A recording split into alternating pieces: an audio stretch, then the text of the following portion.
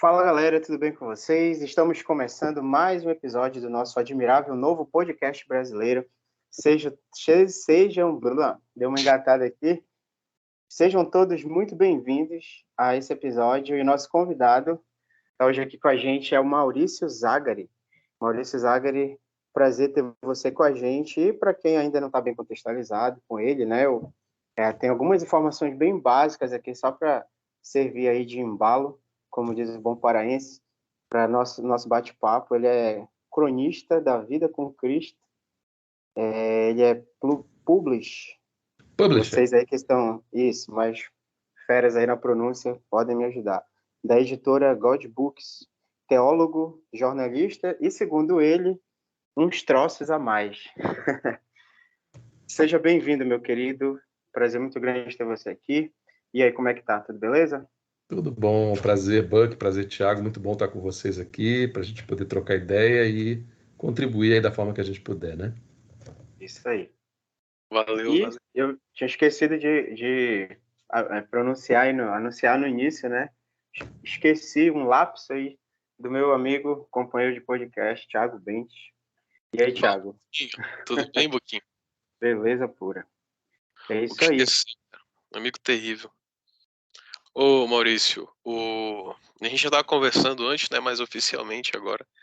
É um prazer te ter aqui nesta sala virtual. É muito bom poder a gente ter esse tempo de conversa. E crente, esse negócio bom de crente é isso, né? Que o crente, ele é amigo do bocado de gente que ele não conhece ainda, porque ele é membro de uma família muito grande que ele não conhece da metade, né? E pra gente é um prazer de verdade mesmo. Tem muita coisa que eu quero saber muita coisa da editora, quero saber muita coisa das tuas posições teológicas, mas se tu puder começar falando pra gente um pouquinho da editora, eu te agradeço.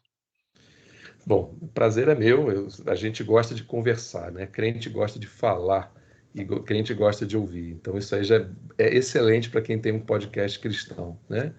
E para mim é sempre uma alegria, eu gosto de gente, mais do que isso, eu gosto muito de gente, gosto de ser humano. E para mim conhecer pessoas é sempre muito bom. Eu sou aquele cara que senta no Uber, senta no táxi, gosta de puxar papo, saber quem é o motorista, saber de vez em quando tem motorista que acaba pedindo telefone, que me segue nas redes sociais, porque a gente vai batendo papo, né? Então isso é muito bacana. Bom, God Books, né, significa livros de Deus, é o nome da editora. Tem gente que fala que é Good Books, mas na verdade Good seria com 2 O's, né? Então é God Books e é uma editora nova, embora todos os profissionais que atuem nela já tenham aí uma estrada no ambiente literário cristão. É uma editora que surgiu no coração da pandemia. Nós começamos a publicar exatamente 2 anos atrás. A gente lançou os primeiros 2 livros em setembro de 2020. Foi um livro do Augusto Nicodemos e um do John Bunyan. E de lá para cá a gente vem publicando, né? A gente tem publicado 1, 2 livros por mês. Não somos uma editora, digamos assim, denominacional ou de uma linha doutrinária única. A editora ela reflete a minha visão pessoal, que eu vejo a igreja como muito maior do que um sistema doutrinário ou uma denominação ou coisas assim. Então a God Books é uma editora que, uma vez que o livro e o autor estejam alinhados com o credo niceno-constantinopolitano e não sigam certas linhas atuais da teologia que nós consideramos não estarem de acordo com a sã doutrina, então elas podem ser publicadas pela God Books. A gente vem caminhando aí já nesses 2 anos, eu não sei de cabeça agora quantos livros, mas a gente já publicou aí algo em torno de 50 livros, mais de 60 autores. A gente tem a alegria de ter tido autores, a maioria deles são brasileiros, por uma questão também de entendimento meu de que o Brasil precisa ouvir teologia feita no Brasil, sem desqualificar os de fora, mas eu acho que nós temos uma realidade da igreja brasileira muito nossa e a gente pode aprender muito com os holandeses, com os americanos, com os alemães, mas tem muita coisa que eles não entendem da nossa realidade brasileira. E a teologia não existe separada do contexto. Então, eu priorizo os autores brasileiros, embora nós publiquemos também bons livros estrangeiros. A gente já publicou Bunyan, publicou Spurgeon, mês que vem nós vamos publicar Calvino, temos já contrato com um autor que não é clássico, que a gente vai publicar no ano que vem, mas que eu ainda não posso falar quem é. Então, a gente tem caminhado com pessoas de várias denominações. A gente já publicou autores presbiterianos, batistas, metodistas, anglicanos, já publicamos pentecostais, autores que são arminianos, autores calvinistas e assim por diante. A gente entende que o reino de Deus é muito maior do que uma linha doutrinária específica, um sistema teológico específico, e é claro que no final a gente vai descobrir quem estava errado nesse ponto ou naquele, né? Mas a gente entende que erros em áreas periféricas são aceitáveis em nome do amor, em nome da graça. Desde que estejamos de acordo naquilo que é central no Evangelho, a gente pode caminhar junto. E é assim que a editora compreende. E acho que essencialmente God Books é isso aí. E a tua linha doutrinária, qual que é? Eu tenho essa curiosidade. Tu é arminiano? Fala para mim. Tá. Joga na nossa cara. Essa agora é uma questão interessante de você perguntar pelo seguinte. Eu vou explicar para vocês a minha posição, para vocês compreenderem. É óbvio que eu tenho as minhas convicções, é óbvio que eu tenho as minhas linhas, né? E é muito comum que as pessoas me perguntem, por quê? Porque as pessoas gostam de rótulos. Quando a gente fala fulano de tal, você já vai falar, fulano que é tal coisa, você qualifica aquela pessoa. Quando eu comecei, a minha origem é jornalística, eu tenho 2 bacharéis, eu sou bacharel em comunicação, em jornalismo, e sou bacharel em teologia, mas eu comecei na comunicação, comecei no jornalismo. Quando eu comecei a trafegar num ambiente teológico, muito rapidamente eu vi isso, porque eu comecei caminhando num ambiente extremamente sectário. Extremamente sectário. As pessoas com quem eu andava eram aquelas que chamavam todo mundo de herege, que usavam as redes sociais para detonar um monte de pessoas, e eu acabei entrando por esse caminho. Porque um peixe que nada num aquário de águas poluídas, ele vai acabar se contaminando. Não tem como ele ficar incontaminado. Até que, alguns anos depois de eu estar caminhando nesse ambiente, eu percebi com muita dor, por um processo pessoal de muita dor, que inclusive através de pecados que eu cometi, falhas minhas, porque aquele ambiente me destruiu e eu pequei. Então, eu comecei a observar e questionar aquele ambiente.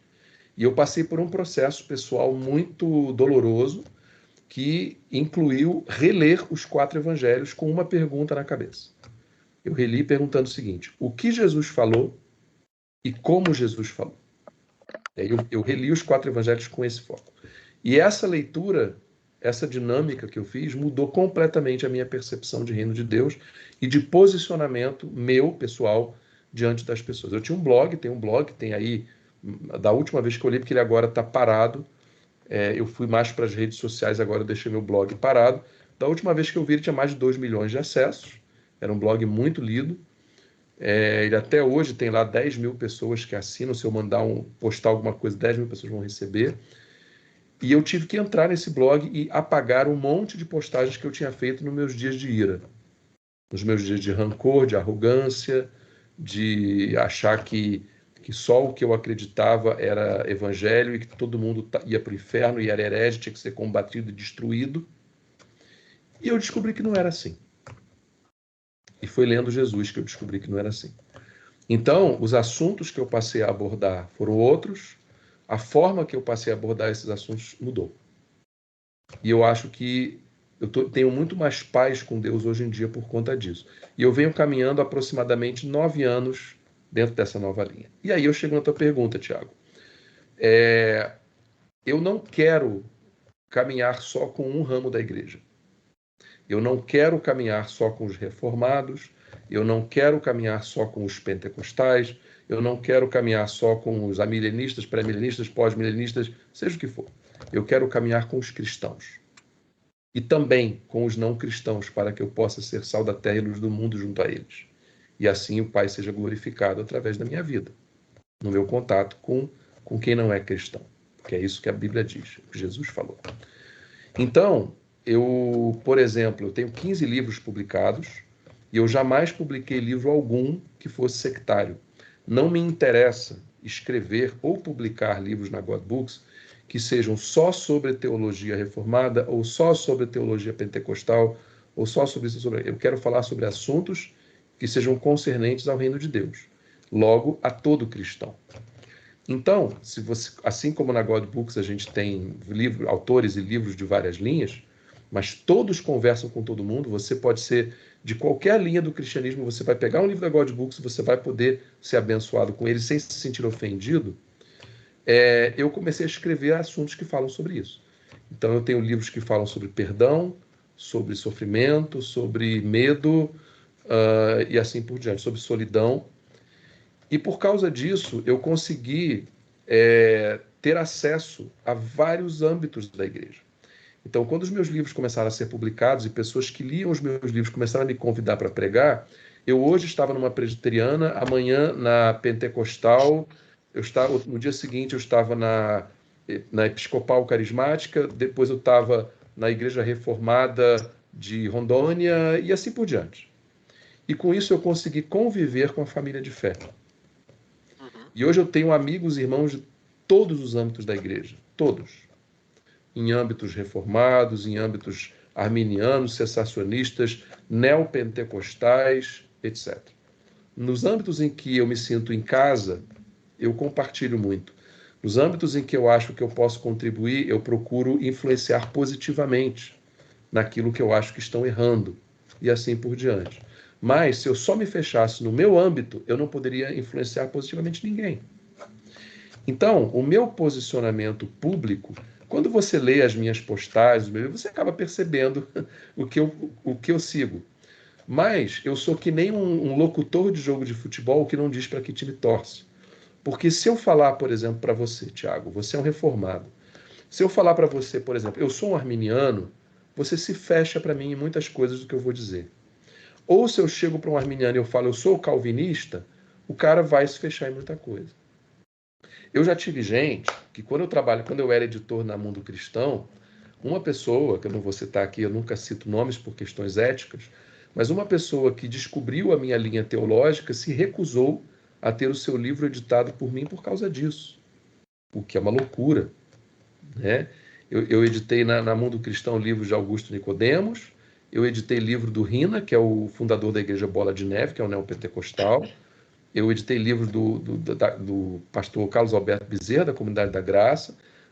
Editei livros de gente de vários anos da igreja, da Raquel Sherazade, da Cris Poli, da Super Nani, enfim, né? E tive livros editados, no caso, quando o livro era meu, não era eu que editava, era o Daniel Faria, meu amigo, que até hoje é editor na Mundo Cristão, que hoje é um luterano. Na época ele era batista, mas hoje ele é um luterano. Então, não tive nenhum problema, porque ele é meu irmão em Cristo e todas as dicas que ele me deu foram muito boas para os meus textos.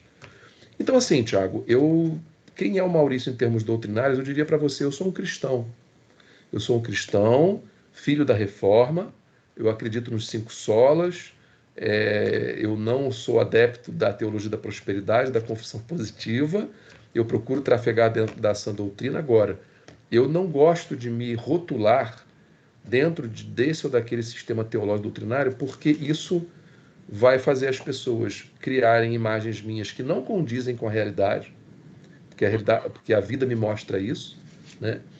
E vai criar uma série de bloqueios para a minha comunicação com as pessoas e para o meu relacionamento fraterno com os meus irmãos em Cristo, seja os meus irmãos reformados, seja os meus irmãos arminianos, seja os meus irmãos pedobatistas, seja os meus irmãos credobatistas, seja os meus irmãos, sei lá, pentecostais, cessacionistas, o que for. Eu não quero criar barreiras. Entendeu? Então esse é o Maurício Zagari. Desculpa eu falar tanto para explicar isso, mas eu acho que é necessário explicar. Tem que falar muito, Maurício. Tem que falar muito, não tem problema não. Tem que falar o tanto que tu quiser falar, na verdade. Mas, se tu me permites, eu quero questionar. Porque eu quero questionar porque talvez eu não concorde tanto com algumas coisas que tu falaste. Apesar de que eu concordo com a ideia, eu acho não só certo, porque tem coisa que é certa e não é bonita, mas eu acho que isso é certo e é bonito. Quando tu não queres impor certas barreiras ou quer destruir, né, desobstruir os caminhos para que fique de livre acesso para toda a comunidade de irmãos, essa irmandade gigante que é o corpo de Cristo. Então, tu quer retirar esses rótulos para que as pessoas entendam, olha, eu quero estar perto de vocês, eu quero que vocês estejam perto de mim também, porque no fim nós somos um só em Cristo, um só corpo, sabe? Um só batismo, um só Senhor, uma só fé, um só Espírito. E eu acho, eu considero isso muito bonito, né? No entanto, quando quando a gente se coloca numa posição assim, quando a gente acaba caindo nessa posição de pessoa mais pública, uma pessoa mais conhecida, ou até um influenciador de alguma forma, porque se tu escreves livros e pessoas leem os teus livros, e tu escreves num blog também, as pessoas liam o teu blog, até hoje tem pelo menos 10 mil assinaturas lá no teu blog. Se tu escrever alguma coisa, vai cair no e-mail delas. Essas pessoas que elas leem, elas sabem o teu posicionamento. E elas, se porventura elas conversarem com outras pessoas sobre aquilo que tu escreves, elas vão acabar conversando sobre o teu posicionamento. Então a impressão que me dá é que a gente adia os rótulos, que as outras pessoas já vão dar. E quando as pessoas leem o nosso conteúdo, elas vão colocar as barreiras que elas quiserem, a hora que elas quiserem, porque no fim das contas quem lê rotula. Eu tenho um problema da questão dos rótulos também, né? Porque o pessoal quer qualificar a gente com base em um termo, né? Aí eu fico me perguntando isso, Maurício. Será que. Agora fui eu que falei demais, né? Imagina. Será que não é uma. Porque eu também acabo fazendo algo bem parecido contigo, sabe? Algo bem parecido com o que tu fazes também. E eu me pergunto, será que a gente não tá adiando só que Não, as pessoas coloquem rótulos assim na gente? cara, Tu tem mais experiência que eu nisso, com certeza, então é uma pergunta sincera, sabe? não, claro, eu acho assim, as pessoas nos rotularem, isso é muito óbvio, né? Que o ser humano tem essa mania. O problema, assim, Thiago, como eu falei para vocês, né? Eu gosto de gente, eu Uhum, gosto muito de gente. E isso me permitiu, até eu acho que talvez Deus tenha me capacitado para isso, eu tenho muito discernimento, sabe? uhum, E eu consigo ler o ser humano muito bem. Eu não estou me elogiando, até porque eu não acho que isso seja uma sim, qualidade, sim, isso é apenas uma característica minha, né? sim, E eu tenho visto como os rótulos são destrutivos, uhum, porque o rótulo é diferente das tuas características, daquilo que você é. Se eu viro para você e falo assim, se a gente for pegar, por exemplo, o momento político que a gente vive no Brasil, vamos sair um pouco da teologia, né? uhum, E eu não falo em quem eu voto, tá? Eu não falo em quem eu voto, porque as pessoas hoje rotulam. Ah, você é de esquerda, você é de direita, então você não presta, você é um traidor do evangelho. Isso não é verdade. é, Isso não é verdade. Eu conheço cristãos altamente piedosos e crentes de verdade que são conservadores de direita, e eu conheço crentes idem que são que votam, que não concordam com a direita, são social-democratas, são socialistas, o que for, né? E aqui eu não quero entrar no caminho do comunismo, anticristão e tal, estou falando do que eles acreditam em termos de Estado, papapá, mas são cristãos. Retiram das suas crenças essa questão vamos dizer assim, é uma linha mais Marina Silva, né? Pessoa que é uhum, crente, mas segue uma linha mais progressista. E aqui eu não estou fazendo juízo de valor. Estou falando que eu conheço pessoas de ambos os âmbitos. E mais, não existem pessoas só de esquerda ou de direita. As ideologias são um degradê. Quem nasceu agora, quem nasceu nos últimos 20 anos, eu estou com 50. Eu nasci em 72. Eu votei na eleição na época do Collor e Lula, em 89, a primeira eleição direta. Eu votei. Então eu vivi numa época em que não existia essa polarização. Em que PT, PSDB, a direita no Brasil era o PSDB. né? Então, PT, PSDB, PMDB, então, era uma coisa meio assim misturada. Então, havia vários, dentro desses posicionamentos, havia várias camadas. Então, eu não fui educado nessa visão maniqueísta de um ou outro. E eu colho os frutos disso, Tiago. Por quê? Porque exatamente isso. Todo mundo exige posicionamentos seus. E quando eu digo, por exemplo, Maurício, você é Lula ou Bolsonaro? O que eu digo a eles é: eu sou cristão e eu vou votar de acordo com a minha consciência cristã. Até porque os candidatos que estão aí hoje, daqui a 10 anos, podem estar no mesmo partido. Se você vê a chapa do Lula hoje, quem é o vice dele? É o Alckmin, que era inimigo mortal dele antes. Então a política, ela é muito volátil, os interesses mudam. Eu não vou botar todas as minhas fichas ou associar o meu nome a um candidato ou um partido, porque daqui a 10 anos eu já vivi isso, cara. Quando que eu ia imaginar Renan Calheiros associado com, entendeu? Eles estão associados e antes eram inimigos mortais. Então eu não vou fechar. Eu vou fechar com Jesus Cristo. Aí eu olho para esse panorama em que a gente está agora e falo o que representa a minha fé nesse momento. Existe o representante de Cristo na política? Não tem. Então eu não vou me posicionar e vou dizer, não, eu sou tal coisa, eu sou. Não. Eu vou votar de acordo com a minha consciência cristã, vou amar os meus irmãos que vão votar no Bolsonaro, vou amar os meus irmãos que vão votar no Lula, vou amar quem vai votar na Simone Tebet, no Ciro. Eu vou amar todo mundo. Porque são meus irmãos. O meu amor não depende de quem eles votam. Eu odiar uma pessoa porque vota em fulano, isso é loucura. Olha para os 12 apóstolos de Jesus que ele amou. Judas, ele amou. Ele amou Judas. Ele amou pessoas absurdamente diferentes. Ele amou um cara agressivo, que era Simão Zelote. Ele amou um pescador, que era um homem do povo. Ele amou um médico. Ele amou um publicano, cara. Mateus era um publicano, era odiado pela sociedade. Aí, se fosse hoje, o povo ia chegar para Jesus lá no Facebook e ia falar: Jesus, você tem que se posicionar com relação a Mateus. Você é a favor dele, dos romanos, ou você é a favor da gente? O que Jesus fez? Ele trouxe todo mundo para perto. Ele amou, ele caminhou junto, ele exortou. E o que é isso? É discipulado, cara. Se eu vejo um cara de esquerda ou de direita que odeia todo o outro lado, o que eu tenho que fazer com ele? Tem que caminhar junto. Eu vou lá, sento com ele, 2 Timóteo 2, 24 a 26. O servo de Deus não deve viver brigando, mas ser amável com todos, tratar com mansidão e paciência aqueles que se opõem, na esperança de que o Senhor lhes conceda o arrependimento, que eles sejam livres das armadilhas de Satanás. Desculpa se eu não falei o texto exato aqui, mas é isso. É isso que eu sigo, cara. Entendeu? Então, eu não consigo me fechar. E se as pessoas vão me rotular, eu sei que rotulam. Você quer ver o rótulo que eu mais ouvi para mim nos últimos 4 anos? Em cima do muro. Isentão. Por quê? Porque a pessoa não consegue te rotular, ela fica tão irritada que ela não consegue te rotular, que ela tem que destacar um rótulo do que você.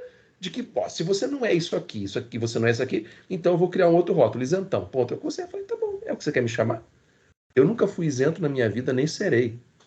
Eu tenho minhas posições muito bem definidas. Mas a forma como eu lido com elas tem que ser uma forma cristã. Ela tem que estar. Eu tenho que lidar com você, Tiago, se você é de esquerda ou de direita, se você é calvinista ou arminiano, se você é isso ou aquilo, se você não concorda comigo, com amor, alegria, paz, paciência, amabilidade, bondade, fidelidade, mansidão e domínio próprio. Ou então eu não sou um cristão. Você entende? Com certeza, com certeza. Ou seja, tu vai cair em alguma gaveta, só não vai cair na gaveta que o pessoal quer te colocar. Tu tá numa já, é de cristão, né? Esse é o ponto. Não, tudo bem. Tu acha alguma coisa, uma coisa que agora a gente vive, foi um ponto que tu bateu bastante. Tu acha que alguma hora a gente vai acabar com esse esse mau costume, esse novo mau costume de dar pecha às pessoas, de que se elas são de esquerda ou de direita, se elas votam num ou no outro político, se elas não são cristãs por causa disso. Então acho que isso vai passar ou isso só vai piorar? Cara, quando eu gosto muito de história, eu sou apaixonado por história. E quando você estuda história, você vê que os movimentos históricos eles são um movimento de pêndulo, né? Eles são ação e reação. O que a gente está vivendo no Brasil hoje é uma reação ao momento que já passou. Quando eu me converti em 1996, tá? Quando eu me converti, o que você ouvia é que política e religião não se misturam. Isso era o dogma. Um pastor que quisesse se candidatar a alguma coisa, ele tinha que deixar o cargo. Aí depois veio uma outra época em que se dizia irmão vota em irmão. Por quê? Porque começou a haver uma mistura de política com religião. A famosa bancada evangélica. Quando, a partir dos anos, acho que se não estou enganado, 80, 90, se criou essa ida de evangélicos às igrejas, principalmente movimentos que tiveram muita associação com os neopentecostais, começaram a ter candidatos porque queriam ter vantagens políticas, benefícios políticos, que fossem favorecer os seus projetos eclesiásticos. E aí mudou o discurso de religião e política não se mistura para irmão vota em irmão. E aí a gente chegou no momento atual, quando o que aconteceu é que houve primeiro, um florescimento das redes sociais e, através das redes sociais, uma divulgação, principalmente de teólogos holandeses, que falam muito sobre a questão de a integração do cristão na vida política. Né? A gente tem personalidades como, por exemplo, David Koyzis, que é o autor da God Books. O David Koyzis escreveu um capítulo inédito, não foi traduzido, a gente não comprou direitos de editor, ele escreveu, eu entrei em contato com ele, pediu um capítulo, ele escreveu exclusivamente para a gente, num livro chamado O Evangelho da Paz e o Discurso de Ódio. Então o Koyzis escreveu para a gente esse capítulo. O Koyzis é um cara que fala muito sobre isso. E, antigamente, antes do advento das redes sociais, que é extremamente recente, as pessoas não tinham acesso a muitas linhas teológicas, doutrinárias, que não fizessem parte da sua patota doutrinária ali, teológica, denominacional. Com as redes sociais, isso se divulgou imensamente. E as pessoas começaram a ter acesso a isso e ao posicionamento de que, sim, nós temos que ter um papel na política. Como cristãos, como cidadãos da polis, né? Eu tenho um livro que eu publiquei mês passado na God Books que fala sobre isso, chamado Cristão Cidadão. É um livro que fala sobre o perigo da alienação religiosa, para que a gente entenda que nós temos um papel na sociedade. A questão tem que ser político partidário? Aí é uma outra discussão. A gente tem que ter candidato? A gente tem que ter presidente, governador, prefeito, vereador, crente, pastor? Será que é por aí? Isso é uma outra discussão. Agora, que eu e você, como cristãos e participantes da vida da polis, temos que nos interessar pela vida da política? Sim, temos.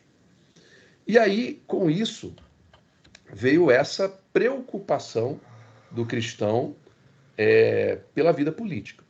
Justamente no momento histórico no Brasil, em que partidos mais progressistas estavam no governo federal, com pautas que afrontavam a ética cristã e que veio à tona, em grande parte, por conta das redes sociais, de personalidades que jogaram dentro da famosa PL 122, a questão do casamento homossexual, aquela coisa. E, de repente, criou-se essa imagem de que o cara de esquerda é o adepto do aborto, do casamento gay, etc. E o cara de direita é o que combate isso tudo. O que é de um reducionismo absurdo, né? Esquerda e direita é muito mais do que isso. Você entende? Então, se cunhou essa ideia, pelo contexto que nós vivemos, principalmente de 2012, 2013 para cá, quando começou aquelas manifestações nacionais, na época do governo da presidente Dilma, e que começou a ver essa polarização. Então, criou-se essa ideia.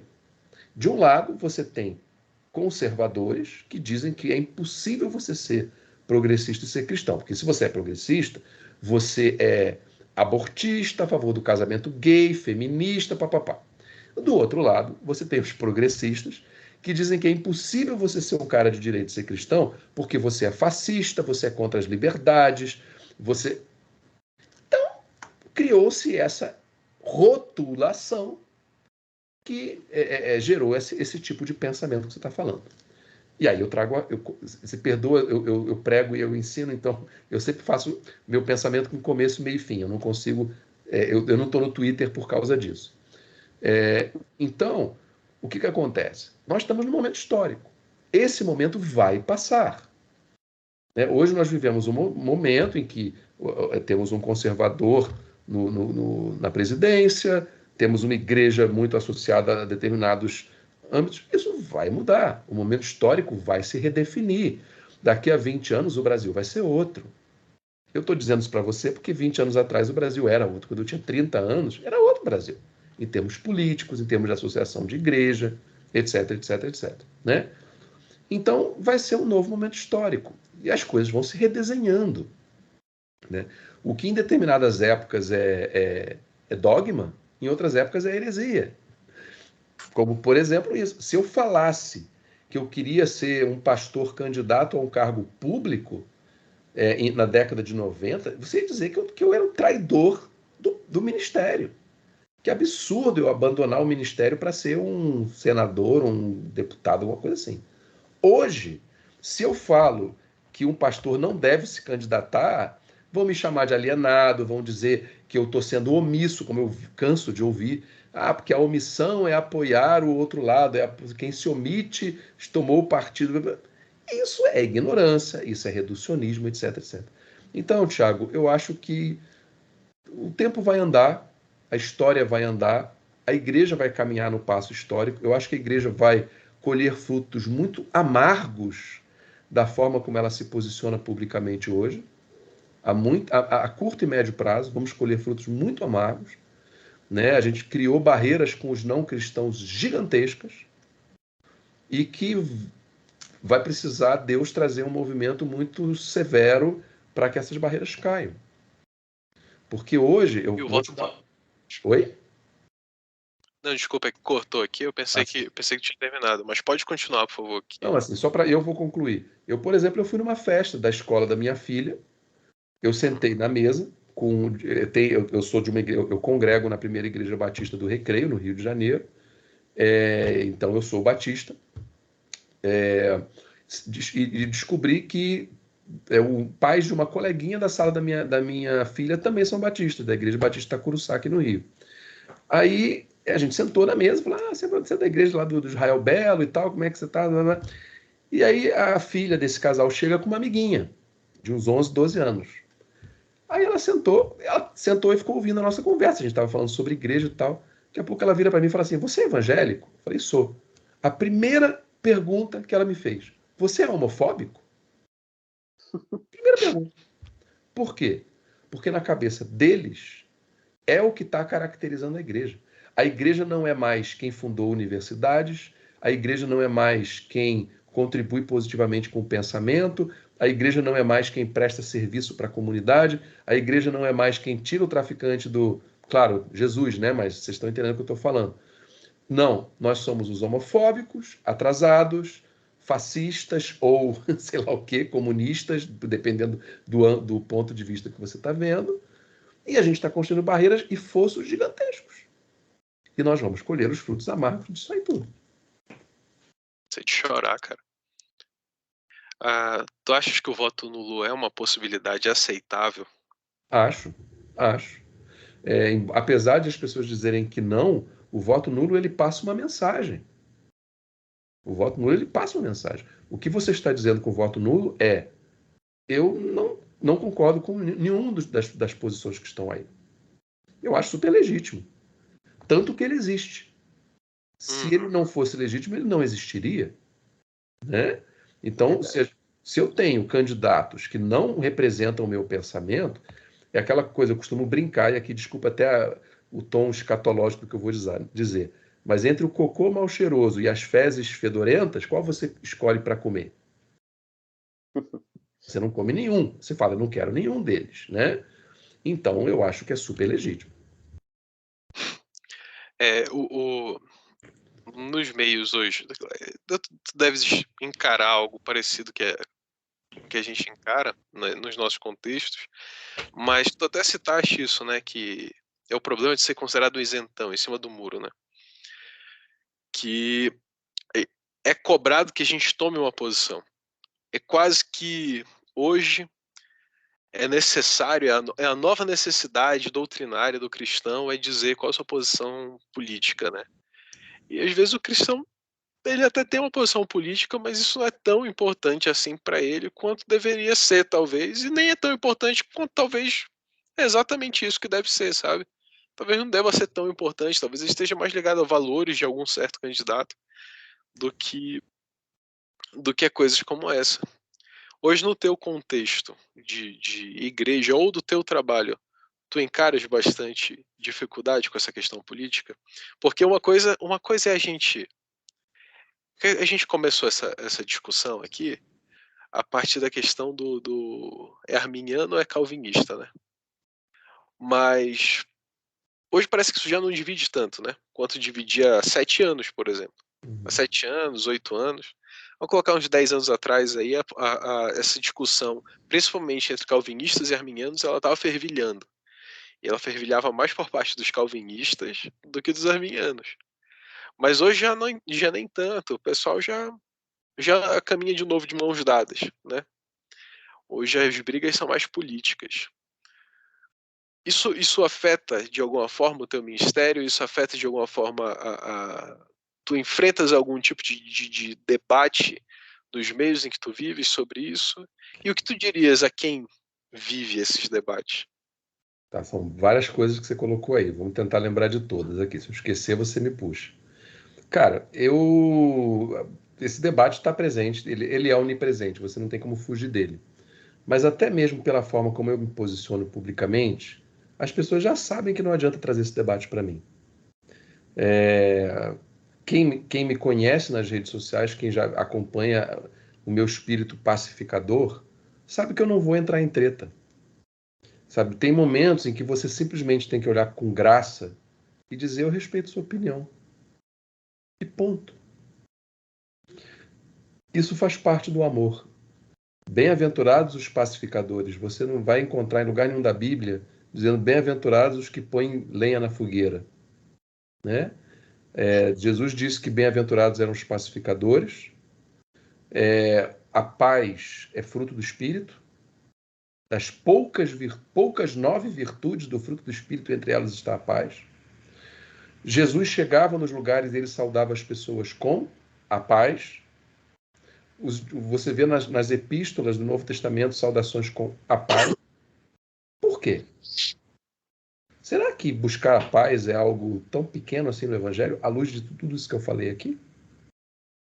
A unidade da igreja é um pilar menos importante do que o Evangelho. É mais importante eu dizer em que candidato ou partido político eu voto do que promover a unidade da igreja, à luz do Evangelho. Jesus, em João 17, ora ao Pai e ele estabelece um padrão sublime para os seus discípulos. Pai, que eles sejam um como tu e eu somos um. Cara, olha o padrão que ele estabelece. Ele está dizendo que, e aqui eu vou dizer o que Jesus falou, mas em outras palavras, Pai, que os cristãos, os meus seguidores, os meus discípulos, sejam um, assim como as pessoas da Trindade são. Cara, para pensar nisso.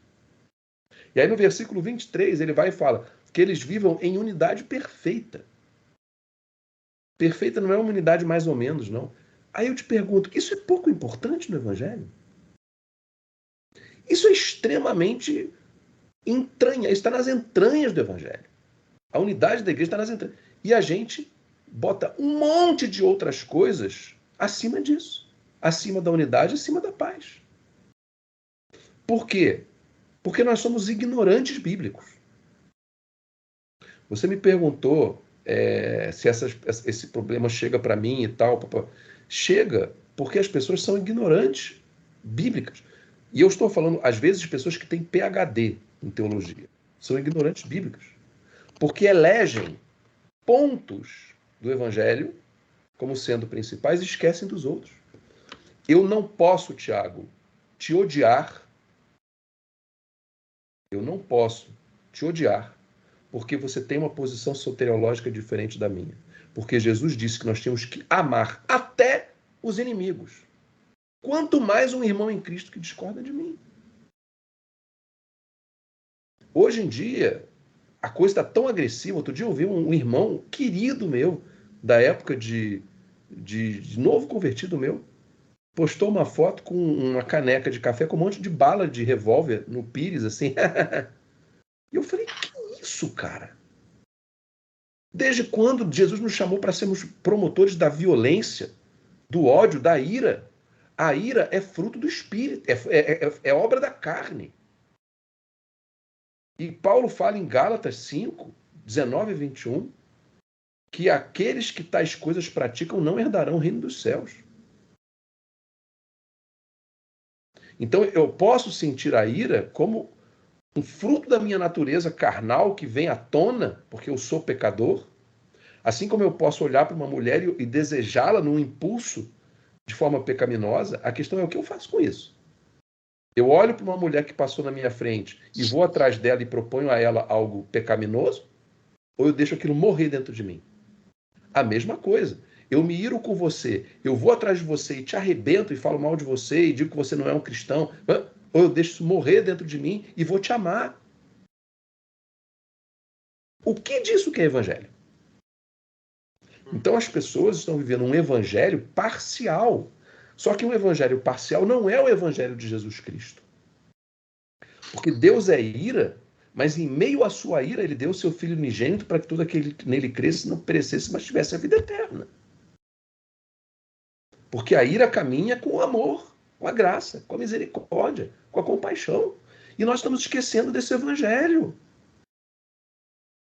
O cara não quer ser um... Hoje, a pessoa que tem mais seguidores nas redes sociais não é o que fala sobre amor, é o que faz treta. Isso é um cúmulo. Faz essa experiência, Tiago. Faz essa experiência, Book. Fale durante um mês só sobre amor, graça e misericórdia nas suas redes sociais e contem quantas curtidas e comentários vocês vão ter. Aí no mês seguinte, você só faz treta. Só fica falando de calvinista arminiano, progressista conservador, Bolsonaro e Lula, e vê quantos comentários e curtidas você vai ter. Cara, você vai duplicar o teu número de seguidores. O Ariano Suassuna não falava que tudo que é bom de viver é ruim de contar e tudo que é ruim de viver é bom de contar. Perdão, exatamente, falei certo, né? Tudo que é bom de viver é ruim de contar, tudo que é ruim de viver é bom de contar. Eu falo, começa a contar só a vitória, não dá certo. Começa a contar os perrengues da vida que a gente passa. Só que eu não tô deixando muito o Book fazer as entradas dele aqui, mas se a paz é a nossa bandeira, então qual é a nossa guerra? Jesus. O problema é que a gente não pode lutar numa guerra com as armas do inimigo, Tiago. Eu não posso lutar no exército de Cristo nessa guerra, que é uma guerra contra, não é uma novidade, é uma guerra contra o pecado, contra o diabo, contra a minha carne, contra tudo que não representa Jesus. Agora, a questão é como é que eu luto essa guerra? Uhum. Como é que Martin Luther King lutou essa guerra? Martin Luther King mandava, senta no chão e deixa a polícia te bater. Não revida. Um cara que teve uma postura altamente cristã, e que é politicamente incorreto você falar isso, foi Gandhi. Gandhi disse, a não violência não é um escudo para a covardia, é uma arma para os bravos. E eu concordo com ele, porque isso é bem-aventurado dos pacificadores. Uhum. Jesus fala, você não tem que matar pelo evangelho, você tem que morrer pelo evangelho. A gente está invertendo isso. A gente acha que é na bala que a gente consegue. E sabe o que isso está gerando? Você conhece aquele grupo inglês de humor chamado Monty Python? Sim. Monty Python tem um filme, deve ser dos anos 70, 80, não lembro, chamado A Vida de Brian, que é inclusive uma paródia muito desrespeitosa com Jesus. Mas tem coisas muito interessantes, né? Tem um momento do grupo que tem os grupos que querem derrubar o Império Romano, né? Então tem as facções. Uma facção é a frente do povo judeu e a outra facção é a frente judaica do povo, tá? E ambos querem a mesma coisa, derrubar o Império Romano e libertar Israel. Aí tem uma cena do filme que eles estão invadindo o palácio para assassinar lá, sei lá quem. E aí eles estão. Daqui a pouco os dois grupos se dão de cara um com o outro dentro do esgoto ali. Ei, o que vocês estão fazendo aqui? Quem são vocês? Nós somos a frente judaica do povo. E o que vocês querem aqui? Nós queremos derrubar César. E quem vocês são?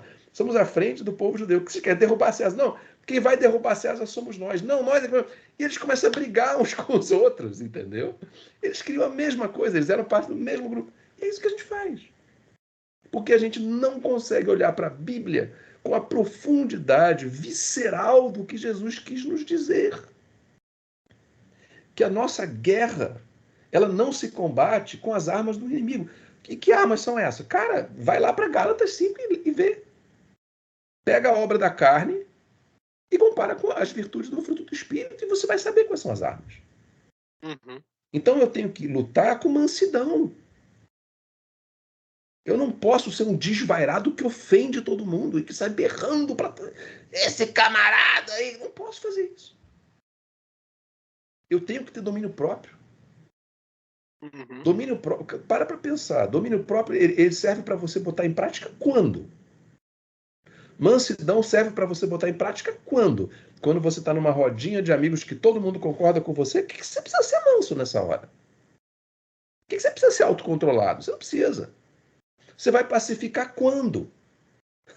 Quando está todo mundo pregando o evangelho? Quando é que você vai fazer isso? Então, a gente tem que entender o nosso papel nesse mundo. Por que eu tenho essa minha postura que a gente conversou antes? Porque o meu papel é de pacificador.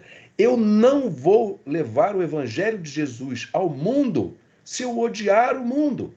Porque não foi assim que Deus fez. Deus amou o mundo. E é óbvio, a gente teologicamente sabe o que isso significa. Né? A gente olhar com graça, com misericórdia e falar o que Jesus disse na cruz. Pai, perdoa porque eles não sabem o que fazem. Então, quando eu vejo alguém defendendo o aborto, ou defendendo o casamento homossexual, ou defendendo o fascismo, ou defendendo a exploração do mais pobre, para não dizer que eu sou disso ou daquilo, porque o pecado está em todos os espectros das ideologias políticas, Uhum. eu tenho que olhar para isso e, cara, eu tenho que entender isso à luz do Evangelho. Uhum. E eu tenho que amar pessoas. E eu tenho que ver quem defende essas coisas como um fruto do pecado. E eu tenho que tentar mostrar para aquelas pessoas por que aquilo está errado. O meu papel não é odiar e lançar os homossexuais no quinto dos infernos. Meu papel não é esse. Eu não tenho esse poder de decisão. Eu não tenho o poder de... Desculpa, alguém falou alguma coisa? Houve uma voz aqui? Eu moro de algum lugar. Não, tá. Deve ter sido. Tá. Então, assim, eu não tenho essa autoridade. Deus não me chamou para isso. Ide por todo mundo e pregar o evangelho para toda criatura. Beleza. Qual evangelho eu vou pregar? O que é que estará presente na minha mensagem? Eu vou subir no meio do palanque, eu do lado de Billy Graham, e vou dizer assim, olha aqui, igreja, vamos sair detonando todo mundo do mundo?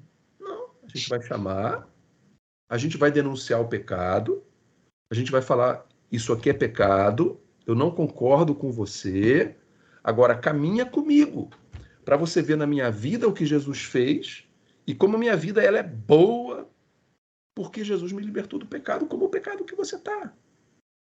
E ver pessoas serem transformadas através de uma pregação de denúncia do pecado, de arrependimento do pecado, mas mediante o quê? Não o ódio, mediante a graça. Esse discurso, eu concordo plenamente, Maurício. É fácil é muito mais fácil, não é fácil, mas é muito mais fácil a gente aplicar ele a pessoas que não são da igreja, né? Pessoas que não são crentes, né? São aos descrentes. Mas como que a gente faz com aqueles que trabalham para desvirtuar essa doutrina? Por exemplo, não me parece ter havido muita mansidão da parte de Jesus com os vendilhões do templo, né? Houve até uma certa violência ali. Como que tu encaixas esse episódio no os vendilhões são... Foi bom você ter mencionado os vendilhões, porque é o exemplo que todo mundo sempre dá, né? E eu tenho que dar a resposta bíblica. Ali Jesus manifestou a sua ira, certo? Porque Jesus é quem? Jesus é Deus. A ira de Deus, ela é justa, ela é santa e ela é lícita. Deus pode se irar. Quando você vai lá em Romanos 12, você vê não devolver mal com mal, mas devolver o mal com bem. A mim pertence a vingança. Eu retribuirei. Você não vai ver em lugar nenhum do Evangelho a orientação cristã dizendo pague na mesma moeda. Jesus falou, eu vou chegar no ponto, tá, Tiago? Jesus falou, devolva o mal com o bem. Isso é ratificado por Paulo, isso está lá, quem amaldiçoar, abençoe quem te amaldiçoa, faça o bem a quem te persegue, etc, etc, etc. Ore por quem te maltrata, etc. A ira, ela é uma prerrogativa divina. Assim como a morte é uma prerrogativa divina. Deus mata pessoas? Sim ou não? Mata. Aliás, não existe ninguém que morra que não foi morto por Deus. Se você morreu, é porque Deus te matou. Por quê? Porque é prerrogativa dele matar. Eu sou um ser humano. O que a Bíblia me diz? Não matarás. Então, existem questões que Deus pode, que eu não posso. A ira é outra delas. Jesus, no templo, ele manifesta a sua ira lícita, porque é prerrogativa dele se irar. Agora, quando você vai de novo para Gálatas 5, 19 a 20, o que diz lá? Ira é obra da carne. Ira é obra da carne. Eu não estou inventando nada novo, está escrito lá. A ira é obra da carne. E aqueles que tais coisas praticam não herdarão o reino dos céus. Quer dizer que eu não posso ter uma ira contra alguém que fez uma maldade, fez uma injustiça? Não, isso vai brotar.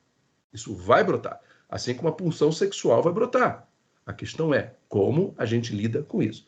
Aí vem as outras orientações. Não deixe o sol se pôr sobre a sua ira. Irai-vos e não pequeis. O que se junta isso tudo? O que está dizendo aí? A ira vai vir. Você vai se irar. Agora, você não pode deixar a ira se transformar em pecado. Como? Apaziguando essa ira. O que significa não deixar o sol se pôr sobre a sua ira? Você tem que apaziguar essa ira.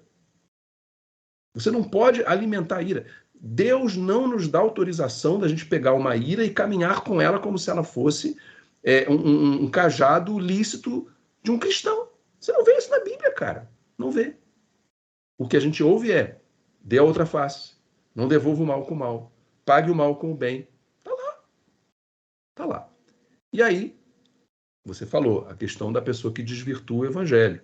E aqui eu vou ler a passagem que eu já li, mas agora eu vou pegar na Bíblia aqui, estou pegando minha Bíblia aqui para ler, e eu acho que o caminho é esse aqui. Sim, nós temos que denunciar os falsos profetas, isso é bíblico, tá? Isso não tem a menor dúvida que nós temos que fazer isso. A pergunta é, como nós denunciamos os falsos profetas? Como nós fazemos isso? Aí eu vou ler para você. Não são palavras de Maurício Zagari, são palavras de Paulo, 2 Timóteo 2, 24 e 26. Vou lá. O servo do Senhor não deve viver brigando. Só nisso aqui, você já bota 95% da igreja brasileira que está na internet em pecado. Detalhe, em pecado sem arrependimento. Porque brigam e anseiam pela briga. entram na rede social para brigar e dão respostas briguentas, iracundas, rixosas, felizes, porque, entre aspas, estão defendendo o evangelho. Mas vamos lá. O servo do Senhor não deve viver brigando, mas ser amável com todos. Uma coisa que eu aprendi, Tiago e Buck, é que nada está na Bíblia à toa. E a gente não pode passar os nossos olhos rapidamente sobre a Bíblia. Nós temos que digerir cada versículo bíblico. O que ele está dizendo aqui? Ser amável com todos. O que é ser amável? É agir com amor. Com quem? Com todos. Quem são todos? Eu te digo quem são todos. 7 bilhões de habitantes do planeta Terra. Ou estou falando algo errado? Estou errado até aqui? Não. Não está dizendo que eu tenho que ser amável com todos. Apto a ensinar e paciente. Então, o que a Bíblia está me mostrando é que eu não devo... Olha o contexto, né? Aquela coisa do contexto. Eu não devo viver brigando, ou seja, estou num contexto belicoso. Então, eu tenho que ser amável com todos, apto a ensinar e paciente. Por que eu teria que ser paciente num contexto em que está tudo bem? Eu tenho que ser paciente no contexto de quem está errando, de quem está discordando, de quem está peitando, de quem está criando conflito. Se não é ser paciente, para quem você é paciente? Paciente é você respirar fundo, aguentar e lidar com aquilo esperando, né? E o que ele fala aqui, observe, apto a ensinar. E olha o encadeamento de ideias. Não deve viver brigando não deve viver brigando. Ele deve ser amável com todos, ou seja, em vez de você brigar o tempo todo, seja amável com as pessoas, apto com paciência a ensinar essas pessoas. Opa! O que é ensino? Ensino é a transmissão de conhecimento. Então eu tenho que lidar com paciência com aquelas pessoas que estão brigando, transmitindo-lhes conhecimento. E aí ele continua. Bom, Maurício, não é bem assim, você está distorcendo a Bíblia, vamos adiante. Versículo 25. Instrua com mansidão aqueles que se opõem. Quem são aqueles que se opõem? Se opõem a quê? Se opõem a essa doutrina. É o que o contexto está dizendo aqui. Então, aqui ele falou apto a ensinar. E aqui ele volta e diz instrua. Instruir é o mesmo que ensinar. De novo, porque isso aqui, vocês sabem disso, faz parte do linguajar hebraico, a ênfase através de repetições.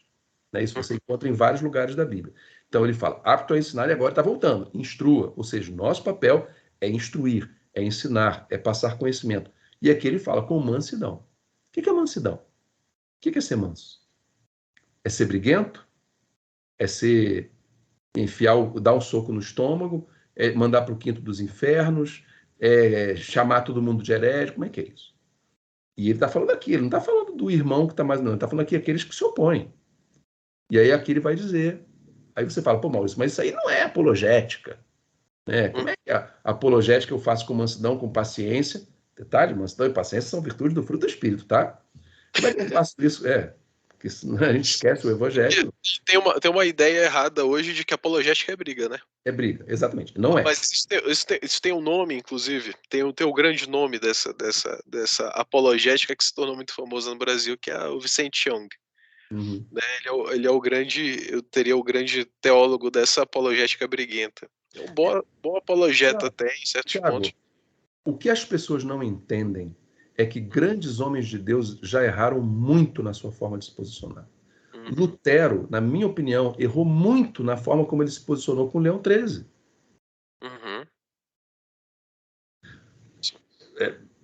A gente vai lançar, mês que vem, eu vou dar um spoiler aqui, que é informação em primeira mão. Em outubro vai ser lançado na God Books, da nossa editora, esse livro aqui, ó. João Calvino, melhor de João Calvino, é a resposta de Calvino ao cardeal Sadoleto. Não sei se vocês conhecem esse texto. Sim, eu tenho esse texto em espanhol. Pois é. A gente está lançando em português aqui no Brasil e com muita alegria, porque ele consegue mostrar um Calvino que em muitos momentos se posiciona com Sadoleto, que era um quem distorce, né? Ele era um desvirtuador da sã doutrina, e ele se posiciona com uma elegância absoluta. Você não precisa ser agressivo para lidar com os agressivos. Você não precisa ser agressivo para lidar com os errados. E eu vou te dizer isso. Você é pai, Thiago? Não. Não? Você é pai, Book? Sim. Sim. Você tem quantos filhos? Um filho. Que idade que ele tem? 1 ano e 3 meses. Então ainda está meio difícil de ter um diálogo com ele. Mas eu vou falar como pai, e quem é pai e estiver ouvindo a gente aqui vai entender. Eu tenho uma filha de 11 anos. Né? Os nossos filhos erram muito. O tempo todo estão errando. Estão desafiando. Minha filha agora está entrando na adolescência. O hormônio começou a entrar e vem aquela fase que tem que Freud fala, né? Que ela tem que mostrar que ela não é mais uma extensão dos pais. Então a forma dela afirmar a sua identidade é confrontando o pai. Cara, se eu fosse ser agressivo com a minha filha a cada discordância, a cada erro, etc., eu tinha matado minha filha de pancada. Como é que eu procuro instruir minha filha? Como é que eu procuro lidar com a minha filha? 2 Timóteo 2, 24, 26. Mansidão, paciência e instrução. Dou um exemplo prático. Minha filha, semana passada, estava com um certo tipo de comportamento. Sábado de manhã eu sentei, gastei mais de 1 hora com ela na mesa. Minha filha, vamos conversar. Pá. Aí vai, e minha filha adora falar. Pensa uma pessoa que fala. Puxou o pai, né? Tagarela pra caramba. E ela o tempo todo queria falar, levantava o dedinho. Eu falava, não, filha, agora é o momento de você ouvir. Você vai ouvir, papai vai falar, depois eu vou te dar a palavra. E eu posso dizer para vocês que o comportamento dela mudou totalmente, completamente depois da nossa conversa. Então, Tiago, eu acredito numa coisa chamada Espírito Santo. E eu acredito que, porque aqui tem também a finalização do versículo, que eu acabei não lendo, que ele diz assim: instrua com mansidão aqueles que se opõem na esperança de que Deus os leve ao arrependimento. E assim conheçam a verdade. Então voltarão ao perfeito juízo e escaparão da armadilha do diabo, que os prendeu para fazerem o que ele quer. Ora, quem é que está em nosso meio sendo preso na armadilha do diabo? Os que desvirtuam essa doutrina. Quem é que dá o arrependimento para eles não é o meu ódio, Tiago. Quem leva um herege ao arrependimento e à conversão à sã doutrina não é a minha agressividade, não é o meu grito, não é o meu dedo na cara, não é a minha forma estúpida de falar. É o Espírito Santo de Deus. Sim. Então, se eu chego para a pessoa e instruo e exponho, eu tenho que acreditar que o Espírito Santo vai fazer o papel dele. Se o Espírito Santo não fizer, é porque ele não quis. Não vai ser o meu grito que vai mudar isso. Eu tenho a impressão de, quando eu leio essas passagens, é que na hora do embate eu devo ser extremamente manso, porque algumas vezes esses embates eles são inevitáveis. Mas na hora do combate, sem embate direto, algumas vezes é necessário uma certa agressividade no falar para descrever o que são esses que distorcem as escrituras, os falsos profetas, os falsos mestres, até para descrever aquilo que eles são e para onde eles caminham e para onde eles estão levando aqueles que caminham junto com eles. Só que nessas horas onde de onde que eu tiro isso? Eu tiro, por exemplo, da carta de Judas. Quando ele está descrevendo ali os falsos mestres, ele usa termos bem pesados, principalmente em grego. Os termos são bem pesados, né? São ofensas graves. Na primeira carta de João também, quando ele, ali no capítulo 2, quando ele está falando que vem também o anticristo, mas antes dele também já vem muitos anticristos, já estão por aí, né? Aquela carta ali, ele está falando isso, tipo, do que inicialmente eram os docetistas, que no futuro vai se desenvolver, né? Vai vir se tornar o gnosticismo e tal. Quando ele fala ali daqueles falsos profetas, daqueles anticristos, ele não usa termos. Eu não acho que ele usa termos muito mansos, eu diria assim, né? Então me parece haver uma certa dose de agressividade que ela brota dessa ira santa. Já percebeste que eu tô tentando botar aqui uma discordância respeitosa. Eu sei que tu vai ser muito manso comigo na resposta, mas há uma certa dose dessa agressividade que brota de uma ira santa, mas essa ira santa que não se desdobra em pecado. Me parece muito isso. Então, no embate, a gente é amável. Eu diria até que a melhor tradução para esse termo aí, no versículo, não seria nem amável, seria amoroso, sabe? Não só se fazendo amável, mas transbordando esse amor. Mas será que... Isso que eu quero saber. Tu discordas desse ponto em que na hora que a gente descreve certos movimentos, e quando a gente descreve certos movimentos, a gente descreve pessoas, né? A gente não precisa de uma certa dose de agressividade que brota de uma ira santa, que não desemboca em pecado, ou tu achas que essa é uma interpretação equivocada da minha parte, Maurício? Vamos lá. Primeiro, onde na Bíblia que você leu a expressão ira santa? Não estou falando. Essa é uma expressão que eu estou usando Não, para... mas é importante, porque a expressão que você usou é uma expressão que as pessoas falam, Sim, que é ira santa. eu só Ira estou santa. interpretando aqui o texto só para ficar claro, né? Pois é, entenda que eu não estou te atacando, tá? Sim. Ira santa não existe. Sim. Ira santa não existe. Assim como não existe o homem é o sacerdote do lar, assim como não existe Shekinah, não existe. É uma criação popular. Uhum. As pessoas ficam de queixo caído quando eu falo que não entrou na Arca de Noé um casal de cada animal. Você sabia disso? Uhum. Quantos casais de cada animal entraram na Arca de Noé? Você sabe? Não. Eu não. Não sabe? Você Não. sabe? Não. Não. Se Não você vai sei. lá em Gênesis 7, nos primeiros versículos de Gênesis 7, está lá dizendo: um casal de cada animal puro e 7 casais de cada animal impuro. Ninguém sabe disso. Mas todo filme que você vê, toda pregação que você vê na igreja, todo flanelógrafo que você vê, um casal de cada animal. Não é bíblico. Maurício, eu só tenho... Um parênteses agora. É porque tem uma expressão que eu gosto, que é o pessoal fala assim, sabe como é que tu tem que lutar pela tua vida, pelos teus sonhos? Tem que lutar como se tu fosse o terceiro macaco, subindo a rampa e já começou a chover. Aí só tem isso, só entra dois. Você está vendo como a cultura popular gospel desvirtua essa doutrina? Uhum, Isso não é, eu entendo a brincadeira, mas não é bíblico. Né? uhum, Então, ira santa não existe. uhum, Ira é ira. A ira santa, que as pessoas falam ira santa, é a ira por uma boa causa do evangelho. Mas você não vê isso na Bíblia. Aí uhum, você mencionou as pessoas que usam palavras duras com relação aos falsos mestres, etc. Concordo, mas aí a gente não pode olhar só para esse versículo. A gente tem que olhar para a Bíblia como um todo. uhum. Paulo fala o quê? Naquela passagem que ele diz: miserável homem que eu sou. O que ele fala? Eu vou ler aqui para você. Ó. Por favor. Romanos 7, a partir do versículo 15. Não entendo a mim mesmo, pois quero fazer o que é certo, mas não o faço. Em vez disso, faço aquilo que odeio. Mas se eu sei que o que faço é errado, isso mostra que concordo que a lei é boa. Agora presta atenção. Uhum, Portanto, não sou eu quem faz o que é errado, mas o pecado que habita em mim. Parece que Paulo está querendo sair pela tangente, né? Tipo, uhum, não sou eu não sou o culpado, é o pecado. Mas não. Paulo uhum, aqui está ensinando o quê? Doutrina, teologia. Isso aqui é a martiologia. Eu sei que em mim, isto é, em minha natureza humana, não há nada de bom, pois quero fazer o que é certo, mas não consigo. Quero fazer o bem, mas não faço. Não quero fazer o que é errado, mas ainda assim o faço. Então, sublinhe agora.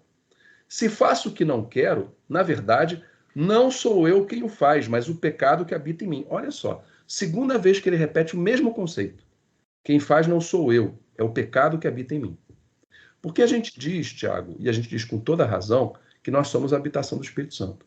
Mas o que nenhum de nós tem coragem de dizer é o que Paulo fala, que nós somos a habitação do Espírito Santo, mas também somos a habitação do pecado. Nós somos uma casa de 2 cômodos, para usar uma imagem. Né? Então, eu vejo aqui nessas palavras de Paulo uma diferenciação entre o indivíduo e o pecado que está conduzindo as ações desse indivíduo. E aqui eu vou fazer uma metáfora para você entender. Você está uhum. dirigindo seu carro, o sinal fechou. Você viu o sinal fechar, você acelerou, você avançou o sinal. Uma pessoa estava atravessando a rua, você atropelou e você matou essa pessoa. Quem vai para a prisão? É você ou é o carro? Exatamente, é a gente, né? É a É gente. Mas quem matou não foi você, foi o carro. Quem bateu, quem tirou a vida. O carro obedeceu um comando que você deu para ele. Você é o grande culpado por aquela morte. O que Paulo fala aqui é uma coisa muito parecida. Sim, eu sou pecador, eu estou pecando. Mas o culpado não sou eu, é o pecado que habita em mim. Eu estou lutando.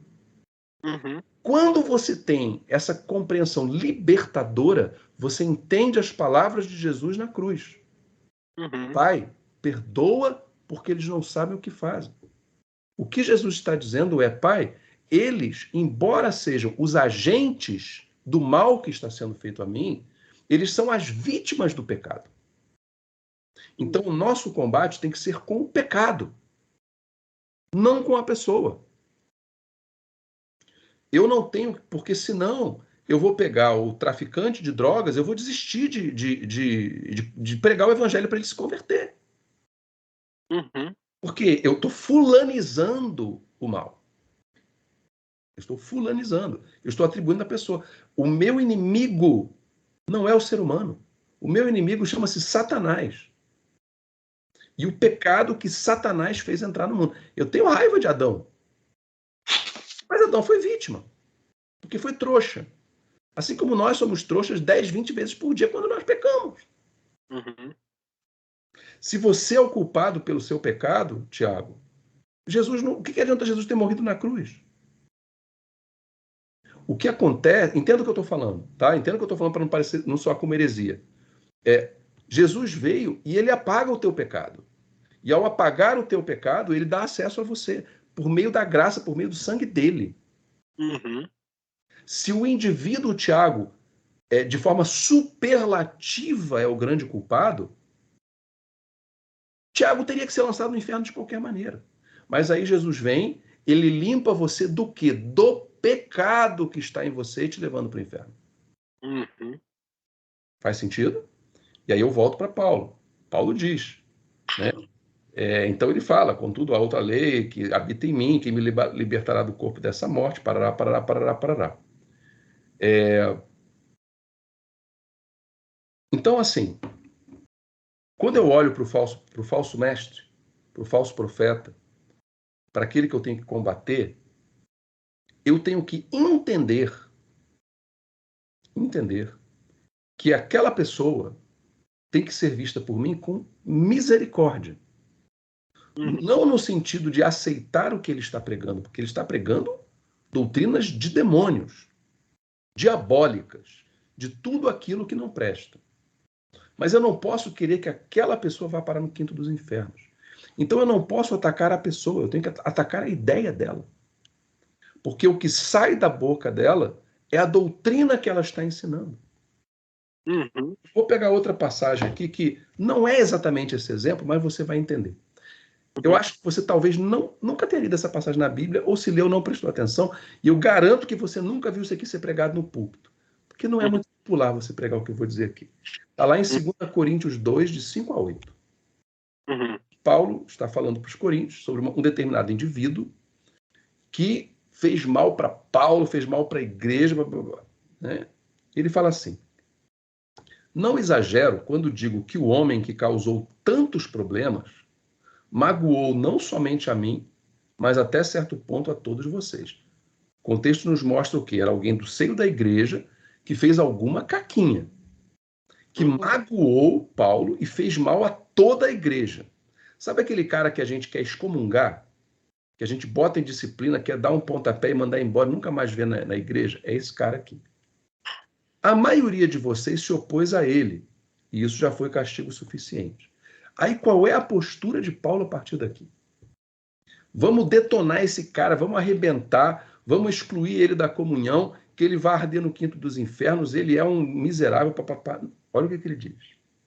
Agora, porém, é hora de perdoá-lo e confortá-lo. Olha que coisa! Do contrário, pode acontecer de ele ser vencido pela tristeza excessiva. E aí agora vem o final dessa passagem. Peço, portanto, que reafirmem seu amor por ele. Tá? O que eu enxergo nessa passagem aqui? Um cabra Uhum. Miserável, desgraçado, que fez um monte de arruaça na igreja. A gente não pode dizer o que ele fez, Paulo não diz. Uhum. Mas é um famoso espalha-brasa. É o cara que ele magoou Paulo, você imagina. Ele fez mal a toda a igreja. Uhum.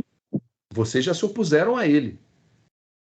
E aqui, é claro, a gente subentende, claro, porque a gente entende a dinâmica do evangelho, que o cara foi levado ao arrependimento, né? Ele foi confrontado, foi aquilo que aqui foi posto em pauta em Mateus 18. É o que Jesus ensina em Mateus 18.